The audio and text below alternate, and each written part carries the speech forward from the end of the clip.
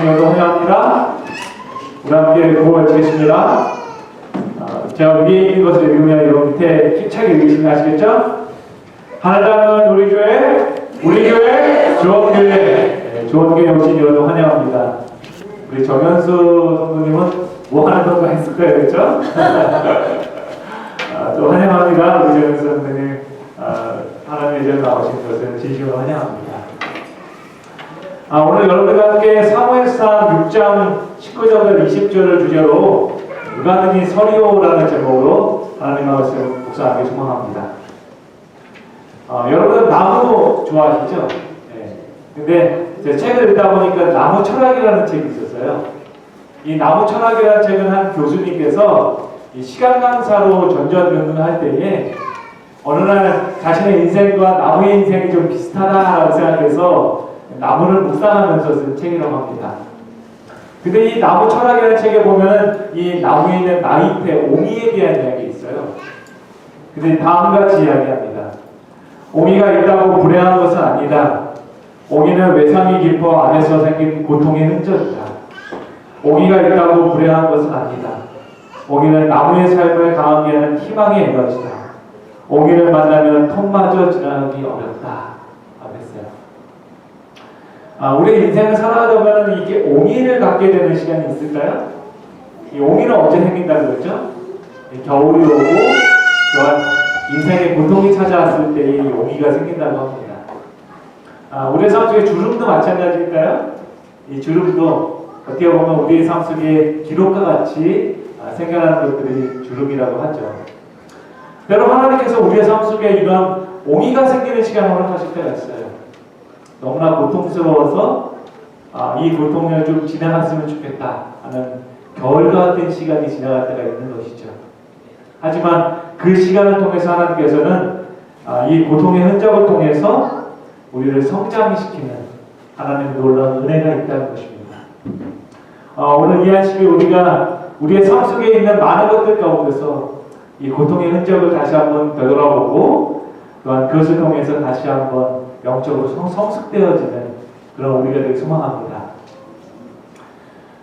이스라엘 백성의 역사 가운데서도 이 나이테가 생기는 이 고통의 흔적과 같은 때로는 지워버리고 싶지만 기억해야만 하는 그런 순간이 있었을까요? 아마 있었을 것입니다. 그 가운데 하나가 뭐냐면은 오늘 우리가 묵상하게 될 사무엘상 4장에 있는 내용이 아마 그럴 것입니다. 우리 다 함께 좀 읽겠습니다. 사무엘상 4장 10절부터 11절 우리 함께 읽겠습니다. 시작.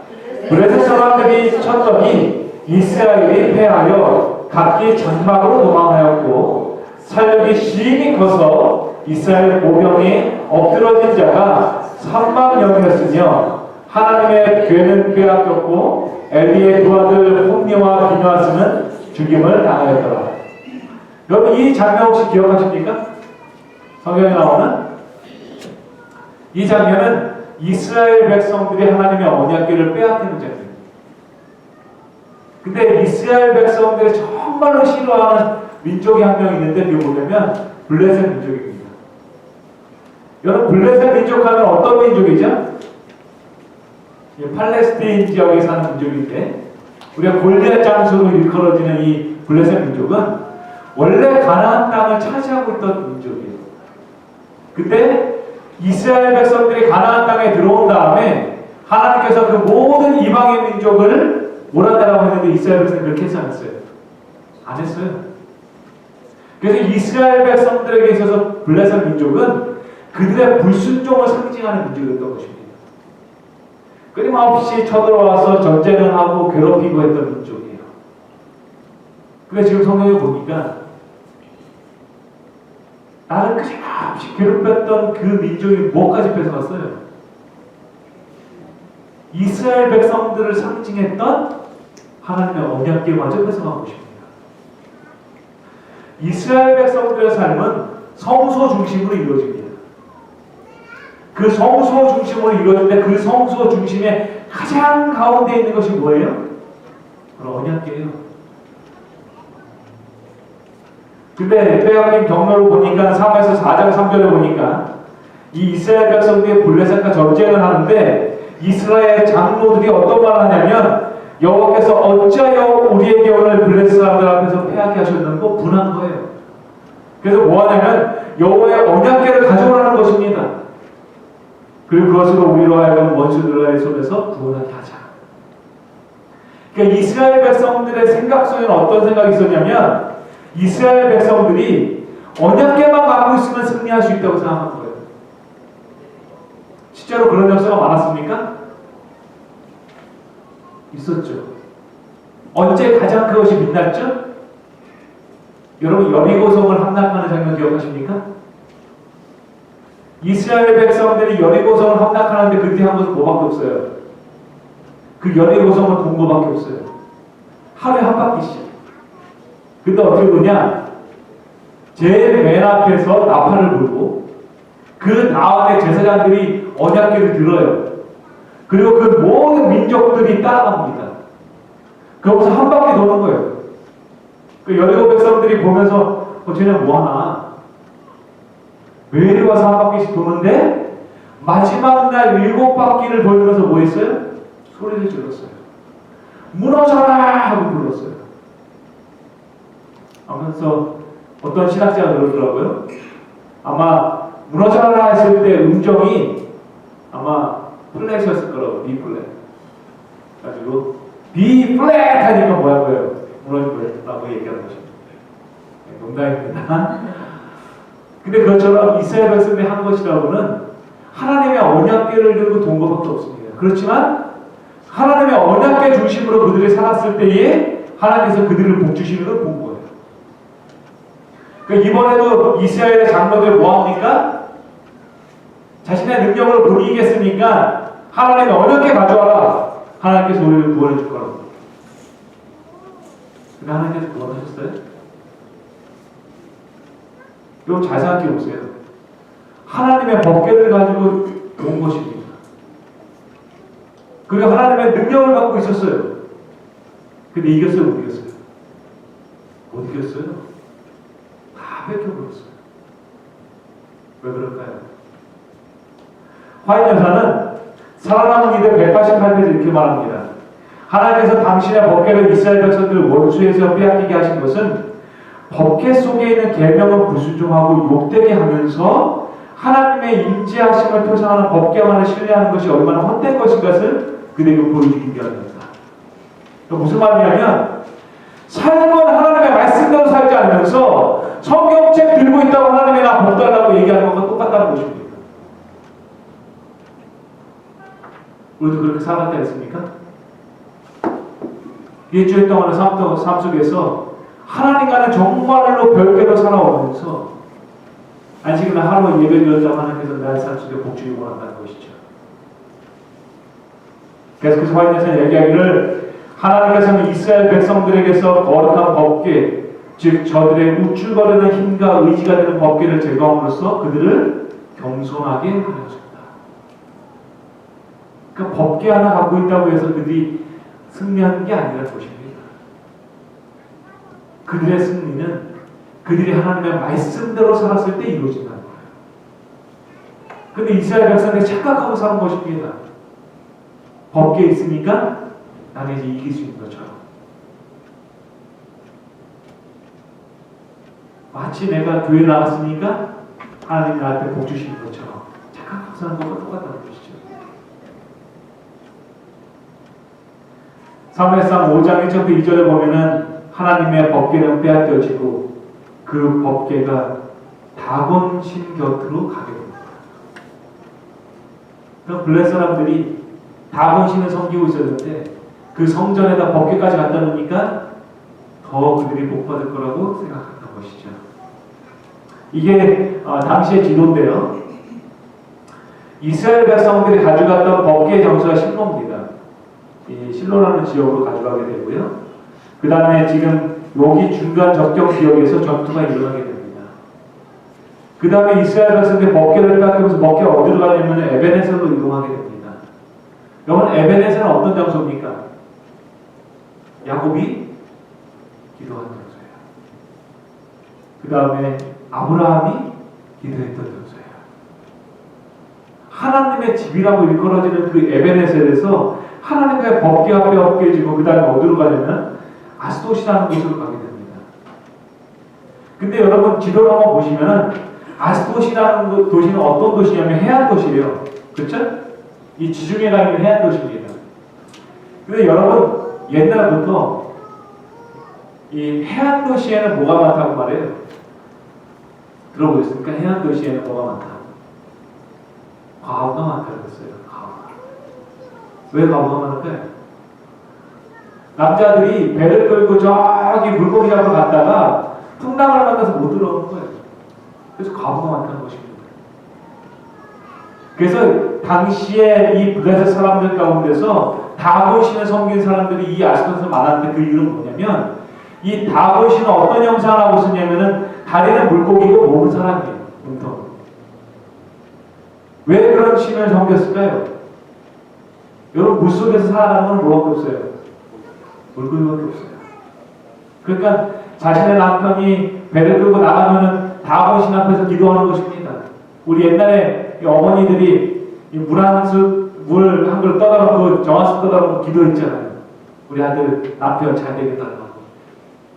그것처럼 기도하고 있는 것입니다. 근데 그곳에 하나님의 법궤가 들어갑니다.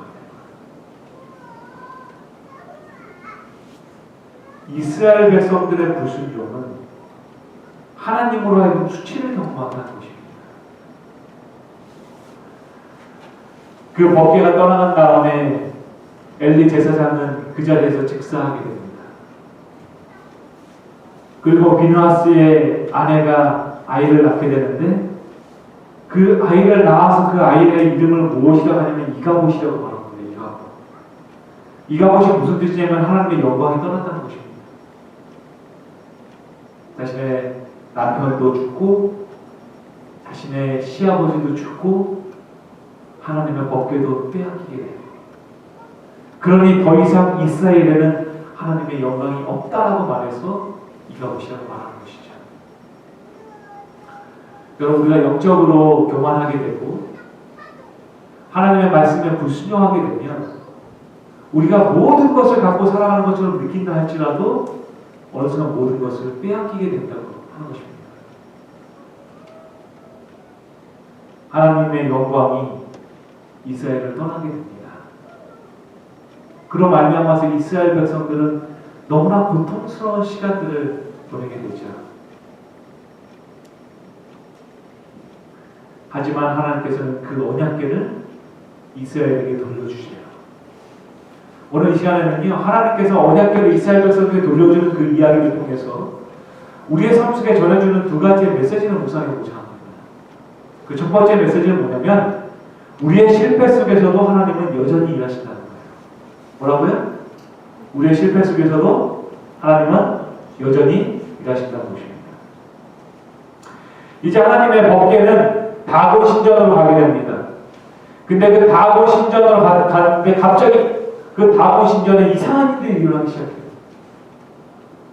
하나님의 법궤가 옆에 가게 되자 그 다음날 다곤 그 신상이 땅에 떨어지게 됩니다. 그 사람들이 이상하게 여기서 그 신상을 다시 세워놓게 돼요. 그랬더니 하나님께서 이번에는 엎드려뜨리는 것만이 아니라 그 머리와 두 손목도 끊고 그 몸뚱이만 남게 하세요. 근데 이것으로 멈추지 않고요. 하나님께서는 사무엘상 5장 7절에 보니까 여호와의 손이 아스돗에 있는 사람들에게 엄중히 벌을 내리게 됩니다. 그들에게 독한 종기가 나기 시작하고 아스돗 지역의 사람들이 그 고통 가운데 빠지게 돼요. 그래서 사람들이 아스돗에 있는 그 법궤를 그 주변 지역으로 옮겨놓게 됩니다. 근데 사무엘상 5장 9절은 말하기를 그들이 옮겨간 그 후에도 여호와의 손이 심히 큰 환란으로 그 성읍을 노하고 성읍의 사람들의 작은 자와 큰 자를 다 쳐서 모두 독한 종기로 무사하게 하세요.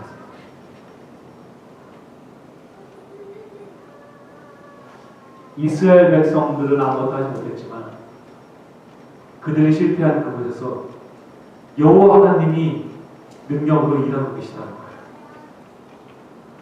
사무엘상 6장 1절에 보니까 여호와의 개가 블레셋 사람들의 지방에 있은지 7달이더라. 무려 7개월 동안이나 그들이 회개하지 않고 하나님께서 그 땅을 치십니다. 어린아이에서부터 노년에 이르기까지 모든 종기를 고생하게 되고 질병을 고생하게 되고 그 법궤를 갖다는 성전은 다 무너지게 되고 고통을 당하게 되는 것이죠. 그때 블레셋 사람들이 고민에 빠집니다. 우리에게 온 이 질병과 우리의 삶 속에 일어나는 이 고통이 과연 무엇 때문일까 고민에 빠집니다. 그리고 그들이요 한 가지 방법을 생각하게 됩니다. 그 방법은 뭐냐면 이 젖나는 소 둘을 선택하는 거예요. 이 젖나는 소 둘을 선택해서 거기에다 수레를 메고 송아지들은 집에 가둡니다. 그럼 여러분 생각해 보세요. 이 집에 송아지가 있는데 그 어미소가 길을 가려고 하는데 그 발걸음이 떨어질까요? 안 떨어질까요? 안 떨어지죠. 우리 김채환 사님 우리 이쁜 창원이 집에 두고 발걸음이 떨어져 안 떨어져요? 안 떨어지죠. 근데요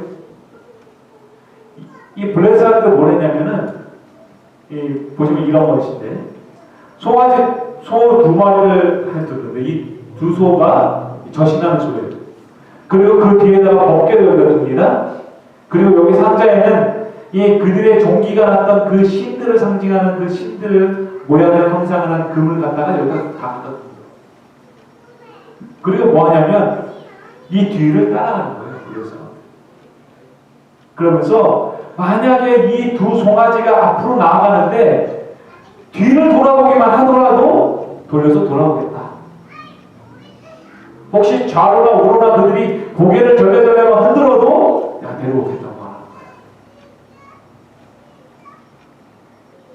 여러분 잘 생각해 보십시오. 이 송아지, 이 소들이 앞으로 반드시 가는 게 더 쉬웠을까요? 아니면 가다가 뒤를 돌아보고 우매우매 하는 게 더 많았을까요? 어떤 게 더 쉬웠을 것 같아요? 당연히 이 소들이 뭐래요? 집에 들어간 송아지를 생각하면서 뒤를 돌아보면서 갔을 것이라고 생각하는 거예요. 그런데 성경의 역사를 보면 이 아소데서 출발해가지고 그 다음에 가시라는 곳으로 갔다가 에글론이라는 곳에서 출발하게 됩니다. 이 에글론에서부터 베세메스라는 곳까지 3일 길이에요. 3일을 가야 돼요. 근데요 하나님의 법궤가 싣는 다음에 그 소들이 뒤를 돌아보지만 않고 앞으로만 3일을 갑니다. 그리고 베세메스에서 그 소들이 죽임을 당하고 하나님께 번제로 드려지게 돼요. 여러분 하나님께서 일하실 때는 이렇게 일하십니다. 하나님께서 어떤 길을 여실 때는 그 길이 미적미적하게 열리지 않아요. 하나님께서 그 길을 여실 때는 갑자기 그 길을 대로처럼 여십니다.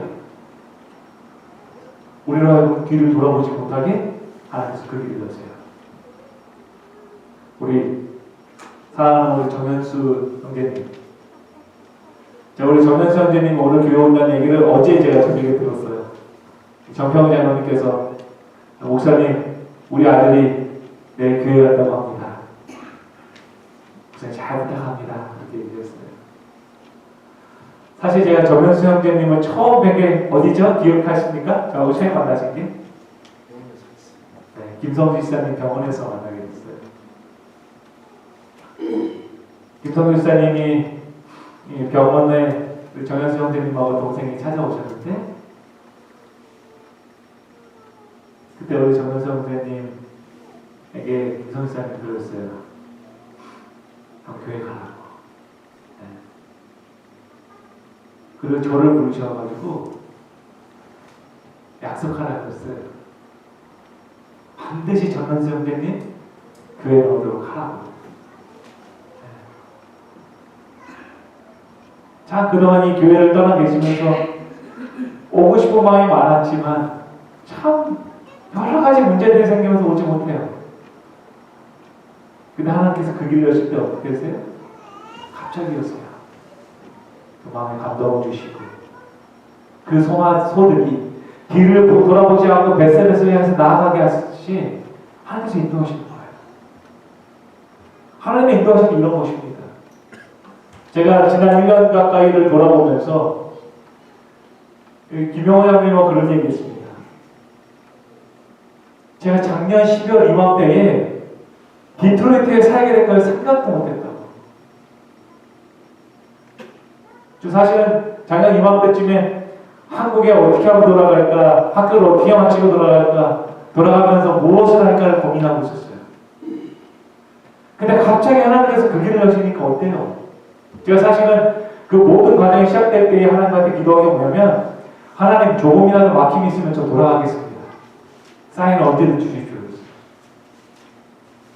하나님께서 그 길을 쫙 오셨어요. 근데 사실 그 길을 오면서 제가 마음 가운데 어떤 생각이 드냐면, 이게 내가 생각했던 길이 아닌데, 하나님, 만약에 이 길이 아니면 돌려달라고. 근데 제가 어제 저녁에 이 설교를 준비하면서 말씀을 묵상하면서 제가 든 생각은 뭐냐면, 하나님이 나의 삶의 모든 여정마다 함께 하셨구나. 5년 동안 하나님의 베푸신 은혜가 너무나 큰 거예요. 디트로이트까지 인도하신 하나님의 능력도 크셨고, 또 이곳에서 사역을 하면서 우리 김성주 집사님의 장례를 치는 모든 가정 가운데 함께 하셨던 그 주님의 역사가 너무나 크신 거예요. 매 발걸음마다 우리 주님 우리를 인도하십니다. 감사하십니까? 우리 김지인 집사님 마음 가운데 불안한 마음이 많았지만 어린애가 마칠 때에 집사님의 삶 속에 모든 순간마다 함께 하셨던 주님을 찬양하고 감사하게 소망합니다.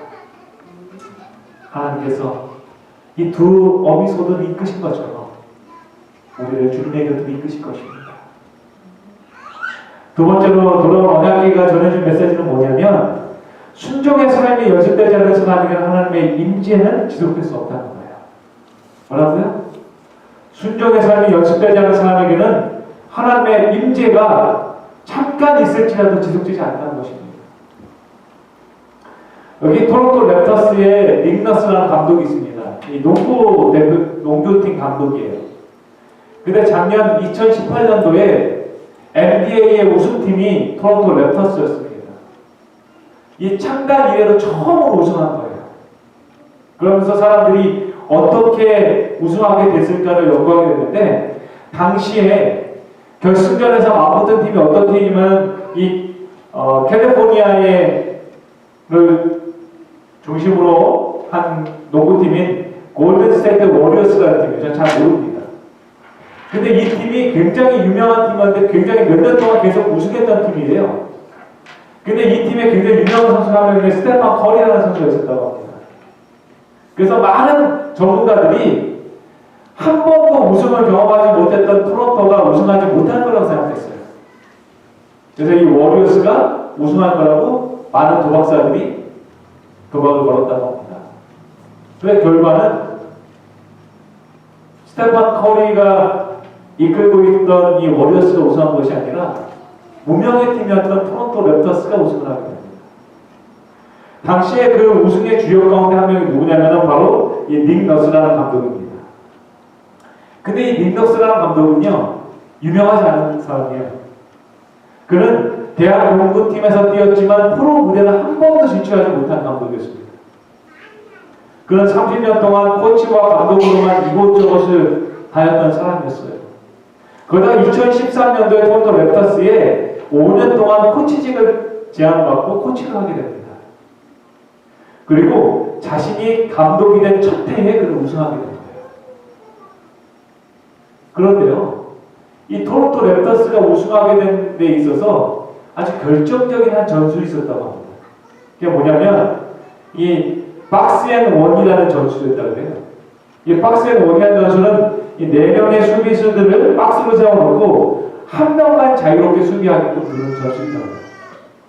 근데 이 전술은 당시에 중학생들만 쓰는 전술이었다고 해요. 왜냐하면 NBA는 뭐 기술이 너무나 좋고 뛰어난 선수들이 많기 때문에 이런 전술을 해가지고 통하지 않는다는 게 당시의 일반적인 관념이었다고 했다고 합니다. 그런데 결승전 2차전을 앞두고 랩터스의 감독인 닉 너스가 NBA의 자신의 팀들의 선수들을 모아놓고 이 전술을 설명합니다. 처음에 이 전술을 설명했을 때에 많은 NBA 선수들이 깜짝 놀랐다고 해요. 아니 그 중학생들이 쓰는 전술을 왜 NBA에서 쓰려고 하냐. 그때 이 감독은요 확신에 차서 말했다고 합니다. 분명히 우리는 이 전술을 통해서 이길 수 있습니다. 당시에 이 전술을 사용하기로 시작했을 때 랩터스의 선수들 가운데는 한 번도 이걸 해본 적이 없는 선수가 비일비재했다고 합니다. 여기 생각해보세요. 그 수천 달러를 받는 그 NBA 선수들, 뭐 기술이 떡 90도 막 하는 그 NBA 선수들이 중학생들이 하는 전술을 하자고 했을 때 뭐라고 했을까요? 그런데 그 중에 주장이었던 한 선수가 이런 말을 했다고 합니다. 우리는 감독의 전술을 순종해야 합니다. 그것이 선수의 직분입니다. 그리고 나서 이 전술을 사용하게 되고요.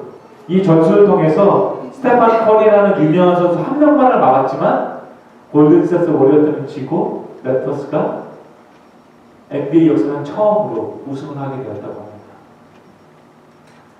하나님께서 가끔 우리에게 이런 걸 요구할 때가 있을까요? 말도 안 되는 것을 우리한테 요구할 때가 있어요. 내 상식과는 맞지 않는 것을 하나님께서 요구할 때가 있어요. 여러분 그러나 그 순간에도 하나님께 순종하시겠습니까? 여러분 호세아서 잘 아시죠? 호세에게 하나님께서 나타나서 뭐라고 말씀하십니까? 너는 가서 음란하는 여인 고멜과 사귀라고. 그리고 그녀와 결혼해서 아이를 낳으라고 말씀하세요. 하나님의 명령이 상식적입니까? 비상식적입니까? 비상식적이에요. 그러나 하나님께서는 그것을 순종했을 때에 호세아를 통해서 이스라엘 백성들의 기별을 주셨다는 것입니다. 여기 성경을 보면은 이제 하나님의 법궤가 벳세메스라는 곳으로 돌아오게 됩니다. 벳세메스라는 곳으로 돌아왔을 때에 벳세메스의 사람들이 너무나 기뻐했어요. 이제 하나님의 영광이 이스라엘에게 돌아온다고 너무나 기뻐했습니다. 근데 그것도 잠시였어요. 성경은 말하기를 벳세메스 사람들이 여호와의 궤를 들여다본 까닭에 하나님께서 그들을 치사 50,000명을 죽이십니다. 여호와께서 백성을 쳐서 크게 살육하셨으므로 백성이 슬피고 거예요. 여러분 하나님의 법궤가 돌아오는데도 불구하고 이스라엘 백성들이 기뻐하지 못하는 것입니다. 왜 그럴까요? 왜 하나님의 영광이 이스라엘 백성들에게 돌아왔음에도 불구하고 이스라엘 백성들은 기뻐하지 못했습니까? 그들이요 하나님의 말씀에 순종하지 않기 때문에 그런 것입니다. 순종의 연습이 되어 있지 않기 때문에 하나님의 임재가 그들 가운데 있었지만 그것이 축복이 아니라 저주가 된 것입니다. 우리의 삶 속에 하나님의 말씀에 대한 순종의 연습이 없으면 하나님의 축복이 우리한테 저주가 될 수 있어요. 맞습니까? 내가 하나님의 말씀에 순종하지 않을 때에 하나님께서 주신 이 건강이 나에게는 저주가 될 수 있다는 것입니다. 건강은 남용하고요, 아무렇게나 사용하고 그로 말미암아서 나에게 저주가 되죠. 내가 하나님의 말씀에 순종하지 않았을 때 하나님께서 주신 재물의 축복이 나에게 저주가 될 수 있어요.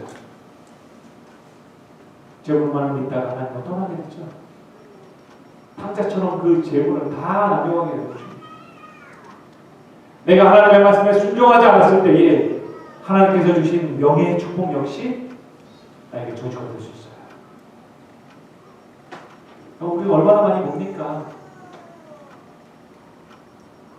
명예를 갖고 갔지만 그 명예 가운데서 저주를 받은 사람이 얼마나 많이 봅니까?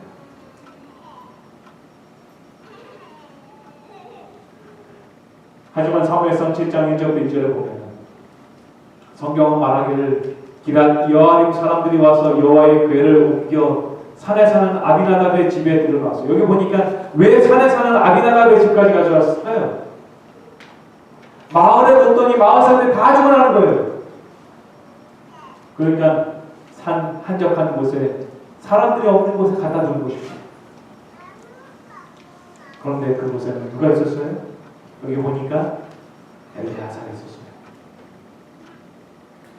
여기 성경 말하기를 아비나답의 집에 들어놓고 그 아들 엘리야사를 거룩하게 구별합니다. 이 말은 히브리어로 거룩하다는 말과 구별하다는 말은 동의어입니다. 같은 말입니다. 그러니까 다시 한번 말하면 이 뭐냐면 그 집을 깨끗하게 청소하고 본인 역시 깨끗하게 정결했다는 것이에요. 엘리야사는 하나님의 궤를 지키기 위해서 자신의 집을 정결케 하고 자신을 정결케 합니다. 그건 참 놀라운 일이다. 성경 말하기를 여호와의 궤를 지키게 하였더니 궤가 기랏 여아림에 들어간 날부터 20년 동안 오래 있는지라. 그의 가정이 축복받게 됩니다. 그의 자녀가 축복받게 됩니다. 그의 모든 가족들이 축복받게 됩니다. 그를 아는 모든 사람들이 그로 말미암아 축복받게 됩니다. 여러분, 한 사람의 순종으로 말미암아서 하나님은 그 모든 가정과 그 모든 지역과 그 모든 교회를 축복하십니다. 여러분, 그 한 사람이 여러분이 되길 소망합니다. 그로 말미암아서 이스라엘의 온 족속이 여호와를 사모하게 됩니다. 하지만 이 순종의 연습이 되어 있지 않습니까? 20년이 지나고 하나님께서 다윗을 통해서 그 법궤를 가져오게 하시는데 이 우사가요, 그만 하나님의 법궤가 막 흔들리니까 소들이 그 나아몬의 타작마당을 지나면서 갑자기 막 날뛰니까요, 우사가 하나님의 법궤에 손을 들어 붙잡게 됩니다. 그리고 하나님은 하나님의 법궤를 옮기려고 했던 그 우사마저도 지세요. 여러분, 순종의 연습이 되어 있지 않으면 이런 삶이 우리 속에 일어나는 것입니다. 하나님께서 우리에게 축복을 주신다 할지라도 내가 매일의 삶 속에서 하나님께 순종하는 연습이 되어 있지 않으면 그것이 결국 하나님의 인재가 떠나고 나의 삶 속에 저주가 되고 나의 삶 속에 고통을 가져오는 결과를 가져오게 된다는 것이죠. 여러분은 어떠십니까? 하나님의 말씀대로 순종하고 계십니까? 우리에게 있었던 2019년도를 한번 돌아보시기 바랍니다. 나는 과연 하나님의 말씀대로 살아왔는가? 아니면 나의 생각대로 살아갑니다. 나는 과연 하나님께서 인도하시는 길을 걸어왔는가? 아니면 나는 과연 내가 가고 싶었던 길을 걸어왔는가? 우리의 생각과 우리의 뜻대로만 무엇을 하면은 반드시 어떤 문제가 생기지 않아요. 우리의 육체에 문제가 생기고요, 우리의 관계에 문제가 생기고요, 우리의 신앙에 문제가 생기기 시작합니다. 하나님께서는 우리에게 분명히 말씀하셨어요. 순종이 제사보다 낫고 듣는 것이 순양의 기름보다 낫다. 하나님이 원하시는 것은 피해 제사가 아니라는 것입니다. 하나님께서 원하시는 것은 나의 말씀대로 사는 한 사람, 그 한 사람이 필요하다. 우리 주님은 오늘 우리에게 물어보십니다. 누가 너희 사람이다? 나의 법궤를, 나의 하나님의 집으로 옮겨야 되는데 누가 이것을 할 수 있을까? 하나님의 말씀대로 순종하는 한 사람. 하나님은 그 한 사람을 필요로 하십니다. 환연사는 믿음과 행한 99페이지는 우리에게 다음과 같이 말합니다. 하나님께서는 인간의 의롭다 하심을 얻기 이전에 그 심령의 완전한 복종을 요구하십니다. 인간이 의롭다 하심을 보유하기 위하여서는 계속적인 순종을 하여야 하며 사랑으로 역사하는 활동적이며 살아있는 믿음을 통하여 그 영혼을 순결케 하여야 한다.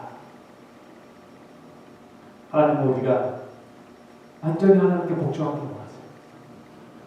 그 복종은 한 번의 순종이 아니라 우리의 삶 속에서 이루어지는 계속적인 순종을 원하십니다. 그로 말미암아서 하나님은 우리가 그 믿음을 통해서 우리의 영혼을 순결케 하기를 원하세요. 사랑하는 성도 여러분, 이제 다음 주면 우리는 성만찬 예식을 느껴서 할 것입니다. 이 성만찬 예식을 어떻게 준비하면 좋을까요? 맛있는 떡을 구워오면 될까요? 맛있는 포도주를 가져오면 될까요? 아니요. 그거는 물질적인 준비입니다. 하나님은 우리가 영적으로 준비하기를 원하십니다. 지난 1년 동안의 삶 가운데 내가 하나님께 회개하지 못한 죄들을 하나님께 가지고 나가십시오. 지난 1년 동안의 삶 속에서 하나님께 순종하지 못했던 나의 모습을 가지고 나가십시오. 그리고 온전히 믿음으로 가지고 나가십시오. 여러분에게 제안합니다. 제가 내일부터 우리 교회의 단체 카톡방에 매일 점심때마다 말씀을 올릴 것입니다. 여러분 그 말씀을 읽으시고 기도하십시오. 매일 기도하시고 마지막 날인 안식일에 여러분 무엇보다 여러분 회개하는 심령으로 나오시기 소망합니다. 우리가 하나님께 순종할 때에 하나님이 우리 가운데 거하십니다. 우리가 하나님께 순종할 때에 하나님께서 우리를 축복하십니다. 그 축복이 돌아오는 한 주일 동안 우리 가운데 함께하며 다음 안식일 성만찬 예식의 시간을 통하여서 우리가 정결함을 받고 하나님께 나아가는 저와 여러분이 되길 소망하며 오늘 말씀 마치겠습니다.